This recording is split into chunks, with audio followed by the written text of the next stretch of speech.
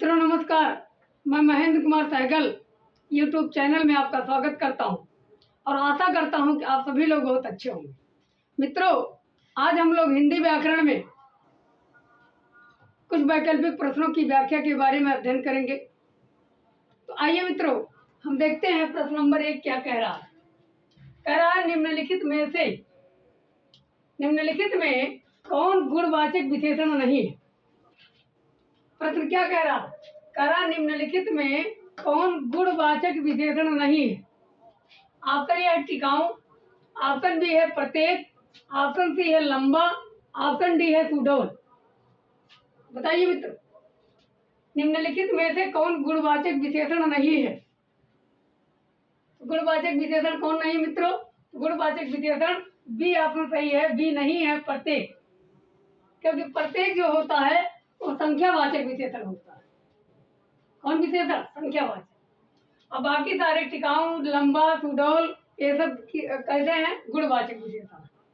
Clear? अब प्रश्न number 2 कह रहा है कि निम्नलिखित में से कौन संख्यावाचक विशेषण का भेद नहीं है। बताइए मित्र, निम्नलिखित में से कौन संख्यावाचक विशेषण का भेद नहीं है। गणनावाचक, समुदाय बोधक, निजवाचक, क्रमवाचक। बताइए मित्रों, ध्यान से बताइए। प्रश्न नंबर 2 कह रहा है निम्नलिखित में से कौन संख्यावाचक विशेषण का भेद नहीं है। तो गणनावाचक विशेषण नहीं है, कि समुदाय बोधक नहीं है, कि निजवाचक नहीं है, कि क्रमवाचक नहीं है। बताइए मित्रों। इसमें मित्रों ऑप्शन सी सही होगा। निजवाचक विशेषण नहीं होता है, जबकि निजवाचक विशेषण जो होता है वो निजवाचक सर्वनाम होता है। निजवाचक विशेषण नहीं होता बल्कि क्या होता है? सर्वनाम होता है। तो प्रश्न नंबर 3 देखिए, कह रहा है कि निम्नलिखित में से कौन गुणवाचक विशेषण नहीं है। फिर क्वेश्चन आ गया उसी टाइप का, पहले वाले की तरह। निम्नलिखित में से कौन गुणवाचक विशेषण नहीं है मित्रों? बताइए। ऑप्शन ए है गोल, ऑप्शन बी है अधिक, ऑप्शन सी है नुकीला, ऑप्शन डी है भीतर। बताइए, निम्नलिखित में से कौन गुणवाचक विशेषण नहीं है। गोल नहीं है, कि अधिक नहीं है, नुकीला नहीं है, भीतर नहीं। तो इसका ऑप्शन नंबर बी सही होगा मित्रों। अधिक जो है ये गुणवाचक विशेषण नहीं है। बाकी सारे गोल, गोल मटोल, नुकीला या भीतर ऐसे शब्द आ जाए तो वो सब किसमें जाएंगे? गुणवाचक विशेषण। अच्छा, प्रश्न बनता है गुणवाचक विशेषण कहाँ किसे कहा जाता? कहाँ किसे जाता? तो विशेषण के वे शब्द जो किसी व्यक्ति या वस्तु या कह सकते हैं संज्ञा या सर्वनाम के गुण, दोष, रंग, रूप, आकार, दिशा, दशा एवं अवस्था का बोध कराए तो उसे हम क्या कहते हैं? गुणवाचक विशेषण कहते हैं। जबकि अधिक अधिक जो है ये अनिश्चित वाचक विशेषण, अनिश्चित वाचक विशेषण। आइए मित्रों, प्रश्न नंबर 4 देखते हैं। कह रहा है कुछ, बहुत किस प्रकार का विशेषण है। कुछ और बहुत शब्द में किस प्रकार का विशेषण है? प्रत्येक बोधक, गणना बोधक, क्रम बोधक, अनिश्चित वाचक विशेषण। बताइए, कुछ और बहुत में किस प्रकार का विशेषण है मित्रों? तो प्रत्येक बोधक विशेषण है, कि गणना बोधक विशेषण है, कि क्रम बोधक विशेषण है, कि अनिश्चित वाचक विशेषण। यहाँ ऑप्शन नंबर डी सही मित्रों, अनिश्चित वाचक विशेषण। यहाँ क्योंकि निश्चित नहीं है। जहाँ कुछ, थोड़ा, बहुत, कम, काफी, ज्यादा, सारे, बहुत ऐसे शब्द आ जाए तो वहाँ क्या हो जाएगा? अनिश्चित वाचक विशेषण। अब अनिश्चित में दो होते हैं, एक अनिश्चित संख्यावाचक विशेषण और एक अनिश्चित परिमाणवाचक विशेषण। क्लियर मित्रों? अब प्रश्न नंबर 5 देखते हैं क्या कह रहा है। क्या कह रहा है देखिए। जो सर्वनाम शब्द संज्ञा के पहले आते हैं उसे क्या कहते हैं? जो सर्वनाम शब्द संज्ञा के पहले आते हैं उसे क्या कहते हैं? ऑप्शन ए है निश्चयवाचक, ऑप्शन बी है अनिश्चयवाचक, ऑप्शन सी है सार्वनामिक विशेषण, ऑप्शन डी है गुणवाचक विशेषण। बताइए मित्रों, जो सर्वनाम शब्द संज्ञा के पहले आते हैं उसे क्या कहते हैं? उसे निश्चयवाचक विशेषण कहते हैं कि अनिश्चयवाचक विशेषण कहते हैं, क्या उसे सार्वनामिक विशेषण कहते हैं, या उसी को गुणवाचक विशेषण कहते हैं? बताइए मित्रों, कौन सा ऑप्शन सही होगा? ऑप्शन नंबर सी सही होगा, सार्वनामिक विशेषण। कौन विशेषण मित्रों? सार्वनामिक विशेषण। यानी जो सर्वनाम शब्द किसी संज्ञा के पहले आते हैं उसे हम क्या कहेंगे? सार्वनामिक विशेषण। या परिभाषा इसकी होती है कि जो सर्वनाम शब्द किसी संज्ञा की तरफ प्रत्यक्ष रूप से संकेत करे तो उसे सार्वनामिक विशेषण या संकेतवाचक विशेषण कहते हैं। आइए मित्रों, प्रश्न नंबर 6 देख लेते हैं। कह रहा घर बहुत सुंदर है। देखो क्या कह रहा, घर बहुत सुंदर है। इस वाक्य में कौन विशेषण है? घर बहुत सुंदर है, इस वाक्य में कौन विशेषण है मित्रों? ऑप्शन ए है गुणवाचक विशेषण, ऑप्शन बी है परिमाणवाचक विशेषण, ऑप्शन सी है संख्यावाचक विशेषण, ऑप्शन डी है प्रविशेषण। बताइए क्या कह रहा? घर बहुत सुंदर है, तो यहाँ गुणवाचक विशेषण है कि परिमाणवाचक विशेषण है कि संख्यावाचक विशेषण है कि प्रविशेषण? यहाँ ऑप्शन नंबर डी सही है मित्रों, प्रविशेषण। एक सुंदर तो विशेषण ही है और बहुत भी लगा दिया, बहुत सुंदर, इसका मतलब विशेषण की भी विशेषता बता रहा है। क्या कह रहा है कि घर बहुत सुंदर है। और प्रविशेषण किसे कहा जाता है? वे विशेषण शब्द जो किसी विशेषण की विशेषता को बताए उसे हम प्रविशेषण कहते हैं। आइए मित्रों, प्रश्न नंबर 7 देखते हैं। कह रहा वह आदमी भरोसेमंद है। वह आदमी भरोसेमंद है, इस वाक्य में कौन विशेषण है? वह आदमी भरोसेमंद है, इस वाक्य में कौन विशेषण है? बताइए, निश्चयवाचक, सार्वनामिक, परिमाणवाचक, आप ए और बी बताइए। निश्चयवाचक विशेषण कि सर्वनामिक विशेषण या परिमाणवाचक विशेषण या ए और बी दोनों सही? बताइए। यहाँ ऑप्शन नंबर बी सही मित्रों, सार्वनामिक विशेषण। वह आदमी भरोसेमंद है। वह क्या है? सर्वनाम है। आदमी कौन संज्ञा है? जातिवाचक संज्ञा। यह डायरेक्ट किस पर संकेत कर रहा है? आदमी पर। और यही तो हमने अभी आगे बोला परिभाषा कि जो सर्वनाम शब्द संज्ञा के पहले आता है, तो संज्ञा ये है जातिवाचक संज्ञा, इसके पहले क्या है? वह। तो ये क्या हो जाएगा? सार्वनामिक विशेषण। क्लियर? अब बात कर लेते हैं प्रश्न नंबर 8 की।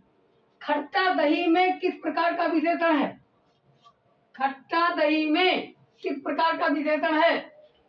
ऑप्शन ए है परिमाणवाचक, ऑप्शन बी है गुणवाचक, ऑप्शन सी है प्रविशेषण, ऑप्शन डी है व्यक्तिवाचक विशेषण। बताइए, खट्टा दही में किस प्रकार का विशेषण है? परिमाणवाचक विशेषण है कि गुणवाचक विशेषण है कि प्रविशेषण है कि व्यक्तिवाचक विशेषण? यहाँ ऑप्शन नंबर बी सही होगा मित्रों, गुणवाचक विशेषण। यानी दही जो है, दही क्या है? दही पुल्लिंग है, और पुल्लिंग है तो पुल्लिंग का विशेषता कौन बता रहा है? खट्टा। खट्टा क्या बता रहा है? विशेषता। और विशेषता बता रहा है तो गुणवाचक विशेषण ये खट्टा हो। क्लियर मित्रों? अब आइए मित्रों, हम लोग प्रश्न नंबर 9 पर चलते हैं।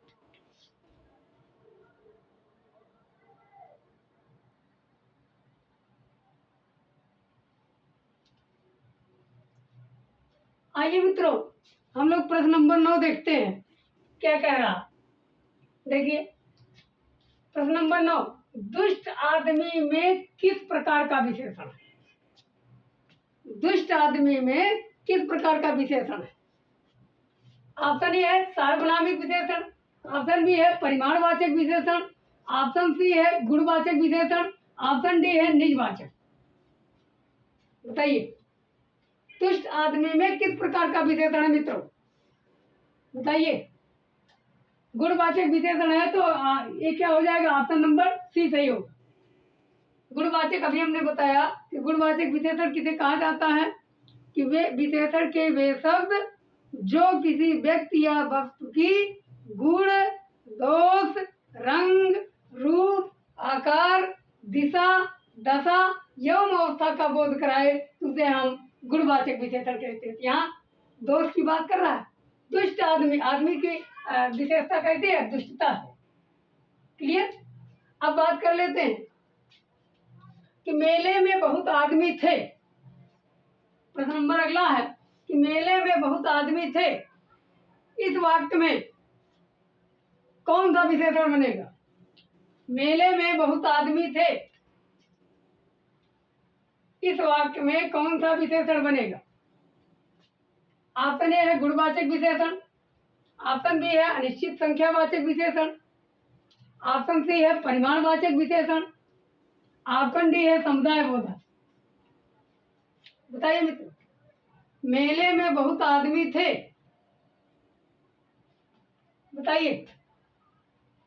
तो यहाँ मित्रों बनेगा ऑप्शन नंबर बी अनिश्चित संख्यावाचक विशेषण, क्योंकि बहुत ये निश्चित नहीं है। बहुत शब्द क्या है? निश्चित नहीं है। तो आदमी, बहुत किसकी विशेषता बता रहा? आदमी की। लेकिन संख्या निश्चित नहीं है, बहुत आदमी थे, इसलिए यहाँ क्या हो जाएगा? अनिश्चित संख्यावाचक विशेषण। क्लियर। देखिए प्रश्न नंबर 11 क्या कह रहा है? कक्षा से 5 लोग बाहर जाइए। टीचर आदेश दे रहा है कि कक्षा से 5 लोग बाहर जाइए। वाक्य में कौन विशेषण है? बताइए। ऑप्शन ए है परिमाणवाचक, ऑप्शन बी है संख्यावाचक, ऑप्शन सी है समूह बोधक, ऑप्शन डी है गुणवाचक। बताइए मित्रों, ध्यान से बताइए। कक्षा से 5 लोग बाहर जाइए, आप परिमाणवाचक है कि संख्यावाचक है कि समूह बोधक है कि गुणवाचक? इसका ऑप्शन नंबर सी सही है मित्रों, समूहवाचक, या इसी को समुदाय बोधक जो है कहा जाता है। समुदाय बोधक निश्चित संख्यावाचक विशेषण। तो कहा जा रहा 5 लोग, 5 का मतलब कह दिए तो 5 लोगों का समूह की बात कर रहे हैं। किसकी बात कर रहे हैं? समूह की। क्योंकि संख्यावाचक, निश्चित संख्यावाचक जो विशेषण होता है वो कितने प्रकार के होते हैं? 5। गणना बोधक, क्रम बोधक, आवृत्त बोधक, समुदाय बोधक और प्रत्येक बोधक। क्लियर। अब प्रश्न नंबर 12 की बात कर लेते हैं। मुझे 4 गज कपड़ा चाहिए, मुझे 4 गज कपड़ा चाहिए, इस वाक्य में कौन सा विशेषण होगा? बताइए मित्रों, मुझे 4 गज कपड़ा चाहिए, इस वाक्य में कौन सा विशेषण होगा? टेट में इसी टाइप का क्वेश्चन पूछा गया था, 4 गज मलमल। टेट में, यूपी टेट में पूछा गया प्रश्न है कि पूछा गया था 4 गज मलमल में विशेषण, कौन विशेषण होगा? परिमाणवाचक होगा। कौन होगा मित्रों? परिमाणवाचक। और परिमाणवाचक में कौन परिमाणवाचक? निश्चित परिमाणवाचक। कौन परिमाणवाचक? निश्चित। ऑप्शन नंबर बी सही है। एक क्वेश्चन इसी टाइप का पूछा गया है। यहाँ कह रहा है मुझे 4 गज कपड़ा चाहिए, या कह देते 4 गज मलमल चाहिए। तो 4 गज का मतलब मापक हो गया, निश्चित माप है, और कपड़े का मापक जो कितना है? 4 गज। तो निश्चित परिमाणवाचक विशेषण। क्लियर। अब प्रश्न नंबर 13 देख लेते हैं। क्या कह रहा? कह रहा मेरे पास 2 लीटर दूध है। मेरे पास कितने लीटर दूध है? 2 लीटर दूध है। वाक्य में कौन सा विशेषण है? वाक्य में कौन विशेषण बनेगा मित्रों? बताइए। निश्चित परिमाणवाचक, संख्यावाचक विशेषण, गुणवाचक विशेषण, निजवाचक। बताइए। मेरे पास 2 लीटर दूध है। पहली चीज तो दूध की जो मात्रा है वो निश्चित कर रहा है, कितना लीटर? 2 लीटर। अब 2 लीटर होगा तो ऑप्शन नंबर ये सही होगा, निश्चित परिमाणवाचक विशेषण। कौन विशेषण? निश्चित परिमाणवाचक विशेषण। परिमाणवाचक विशेषण किसको कहा जाता है? कि विशेषण के वे शब्द जो किसी वस्तु के निश्चित मात्रा का, निश्चित अथवा अनिश्चित मात्रा का बोध कराए तो उसे परिमाणवाचक कहा जाता है। और जहाँ केवल निश्चित मात्रा का बोध कराए उसे निश्चित परिमाणवाचक, और जहाँ निश्चित मात्रा ना हो वहाँ अनिश्चित परिमाणवाचक। आइए मित्रों, प्रश्न नंबर 14 देखते हैं। सारे मजदूर घर चले गए, रेखांकित शब्द में कौन विशेषण है? यहाँ सारे मजदूर घर चले गए तो रेखांकित शब्द में कौन विशेषण है? अनिश्चित संख्यावाचक, अनिश्चित परिमाणवाचक, सी नंबर है गुणवाचक, डी है कोई नहीं। फिर से देखिए, सारे मजदूर घर चले गए तो रेखांकित शब्दों में कौन विशेषण है? अनिश्चित संख्यावाचक विशेषण होगा ऑप्शन ए, ऑप्शन बी है अनिश्चित परिमाणवाचक विशेषण, ऑप्शन सी है गुणवाचक विशेषण, ऑप्शन डी है कोई नहीं। बताइए मित्र, इसका कौन सा सही होगा? ए ऑप्शन सही होगा, अनिश्चित संख्यावाचक विशेषण। सारे मजदूर, इसका मतलब यह है कि निश्चित नहीं।